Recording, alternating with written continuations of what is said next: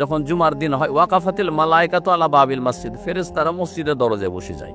ইয়াতুবুনাল আউয়াল ফাল আউয়াল, কে আগে আসছে লিখতে থাকে। তারপর মাসালুল মুহাজ্জির, যে প্রথম আসবে, কামাসাইল ইহুদি বাদানাতান, সে উট কুরবানি করার সওয়াব পাবে।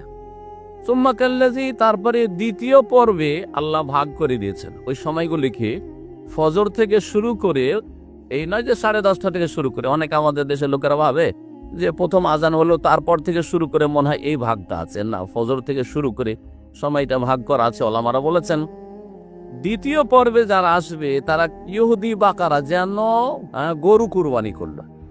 সুম্মা কাবসান, তৃতীয় পর্বে যারা আসলো তারা যেন দুম্বা কুরবানি করলো বা খাসি কুরবানি করলো।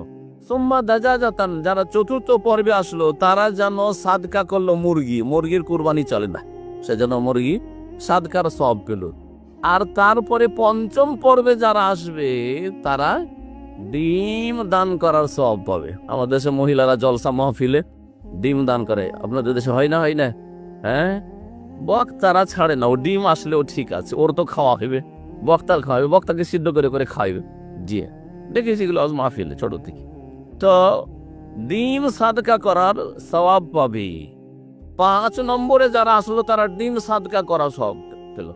আর যখন কি করা হলো, ফাইজা খারাজাল ইমামও, যখন বেরিয়ে আসে ইমাম খুতবা দেওয়ার জন্য মেম্বারে, তাওয়াউ সৌফাহুম, তখন ফেরেশতারা তাদের যে সহিফা আমল নামা রয়েছে, যাতে আমল নামা লিখছিলেন তারা, সেটাকে মুড়িয়ে ভাঁজ করে রেখে দেন। ইয়াস্তামিউনা যিকরা, তারা জিকির শুনতে লাগেন। জিকির মানে কি? খুতবা শুনতে লাগেন, জিকির উপদেশ শুনতে লাগেন। বুখারী মুসলিমের হাদিস।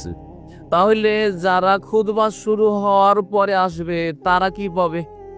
যখন খুতবা শুরু হওয়ার আগ পর্যন্ত যারা আসলো তারা ডিম পেল, তাহলে খুতবা শুরু হওয়ার পরে আসলে তারা কি পাবে? তারা ঘোড়ার ডিম পাবে। তারা কি পাবে? তারা মুরগির ডিম পাবে না, বড় জানোয়ারের ডিম পাবে, ঘোড়ার ডিম পাবে। বুঝতে পেরেছেন? জি।